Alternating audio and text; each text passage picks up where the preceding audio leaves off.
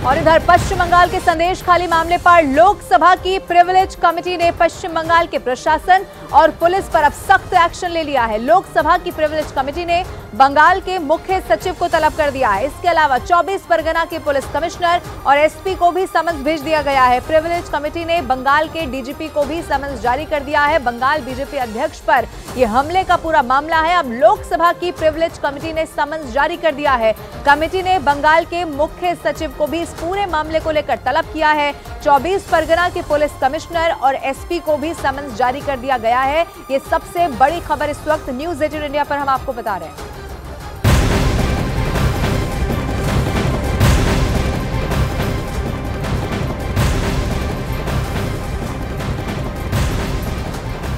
और इस बीच एक और बड़ी खबर सामने आ रही है। राष्ट्रीय महिला आयोग के अध्यक्ष रेखा शर्मा भी संदेश खाली का दौरा करने वाली हैं। खबर यह है कि रेखा शर्मा पश्चिम बंगाल के मुख्य सचिव और डीजीपी के साथ बैठक भी करेंगी।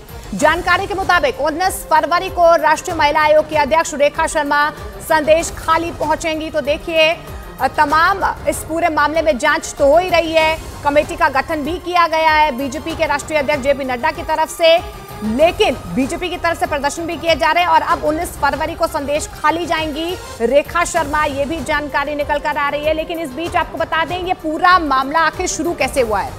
फरार टीएमसी नेता शाहजहां शेख की वजह से बंगाल का संदेश खाली इलाका सियासत का अखाड़ा बना हुआ है। लेकिन ये पूरा मामला शुरू कब होता है? पिछले महीने यानी कि 5 जनवरी को ये पूरा मामला जो है वो शुरू होता है। ईडी की टीम यहाँ पर टीएमसी नेता शाहजहां शेख के घर पर रेड मारने यानी कि छापे मारने गई थी। शाहजहां शेख ईडी को नहीं मिले, उल्टा ईडी के अधिकारियों पर ही उनकी जान पर बनाई और ईडी के अधिकारियों पर सीधे तौर पर हमला किया गया। इलाके के लोगों ने ईडी की टीम पर हमला किया और उस दिन से शाहजहां शेख फरार चल रहे हैं। हालांकि इसके बावजूद वो जिला परिषद में अपने पद पर बने हुए हैं, लेकिन वो कहां पर हैं अभी तक किसी को नहीं पता है।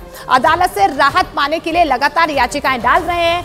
अग्रिम जमानत की मांग उनकी तरफ से की जा रही है। कोर्ट में लगातार उनकी तरफ से याचिकाएं दी जा रही हैं। कोर्ट से ये अपील वो कर चुके हैं कि उनकी बात रखने का उन्हें मौका दिया जाए। इस पर अदालत में सुनवाई के दौरान सीबीआई की तरफ से क्या पक्ष रखा गया? सीबीआई के वकील ने उन्हें, क्योंकि वो लगातार फरार चल रहे हैं, उनकी तुलना उन्होंने लादेन से भी कर दी। सीबीआई की तरफ से ये दलील दी गई है। उन्होंने कहा है कि शाहजहां शेख बिल्कुल लादेन की तरह छिपकर ऑपरेट कर रहे हैं।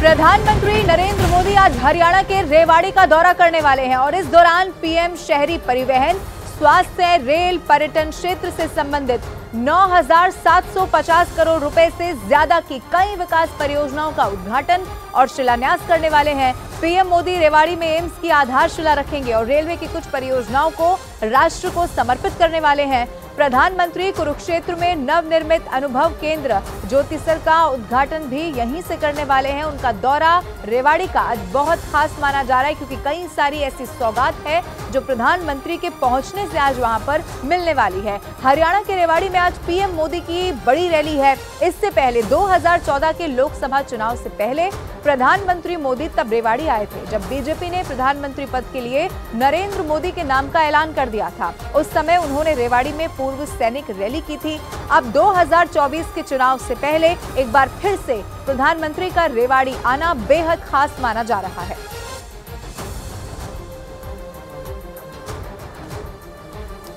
तो सैनिकों की धरती रेवाड़ी को कहा जाता है और एम्स की मांग रेवाड़ी में लगातार हो रही थी। इस बीच हरियाणा के रेवाड़ी में देश का 22वां एम्स बनेगा। आज प्रधानमंत्री नरेंद्र मोदी के विजन के तहत रेवाड़ी में एम्स की आधारशिला रखी जाएगी।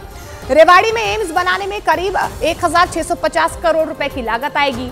एम्स को रेवाड़ी के गांव माजरा में 203 एकड़ जमीन पर भी बनाया जाएगा। रेवाड़ी में बनने वाले एम्स में 720 बेड स्थापित किए जाएंगे। साथ ही 100 सीटों वाला एक मेडिकल कॉलेज भी इसमें होगा। 60 सीटों वाला एक नर्सिंग कॉलेज भी बनाया जाएगा। इसके अलावा 30 बिस्तरों वाला एक आयुष ब्लॉक भी इसमें होगा। संकाय और कर्मचारियों के लिए आवास होंगे। यूजी और पीजी छात्रों के लिए हॉस्टल, रैन बसेरा, गेस्ट हाउस आदि कई सुविधाएं इस एम्स में होंगी। तो आपको बता दें एक बड़ी सौगात यहां पर रेवाड़ी से प्रधानमंत्री नरेंद्र मोदी देने जा रहे हैं। रेवाड़ी इसलिए भी खास है क्योंकि प्रधानमंत्री नरेंद्र मोदी को जब प्रधानमंत्री के तौर पर उम्मीदवार घोषित किया गया था 2013 में, तो 2014 में सबसे पहली रैली रेवाड़ी से ही की थी और ऐसे में आज वो इतिहास एक बार फिर से प्रधानमंत्री नरेंद्र मोदी यहां से दोहराने जा रहे हैं। चुनावी शंखनाद इसे कह सकते हैं। हरियाणा में 10 लोकसभा सीटें हैं और रेवाड़ी अहिरवाल इलाका है जहां पर आज प्रधानमंत्री नरेंद्र मोदी की रैली का अहिरवाल इलाके में खासा असर देखने को मिल सकता है।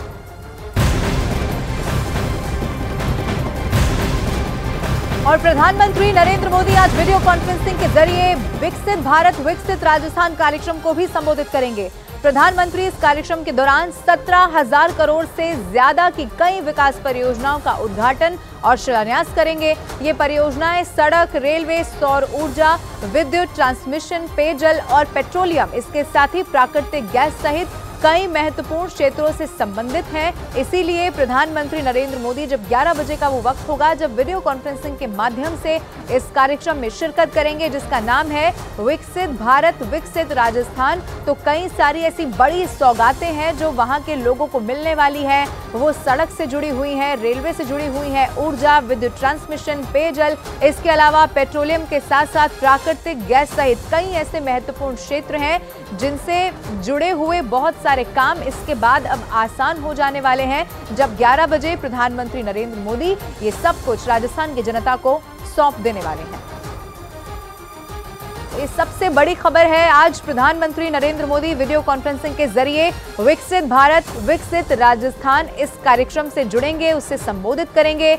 जरूर जब वो संबोधित करेंगे तो विजन विकसित राजस्थान का आगे क्या है वो भी साझा करेंगे।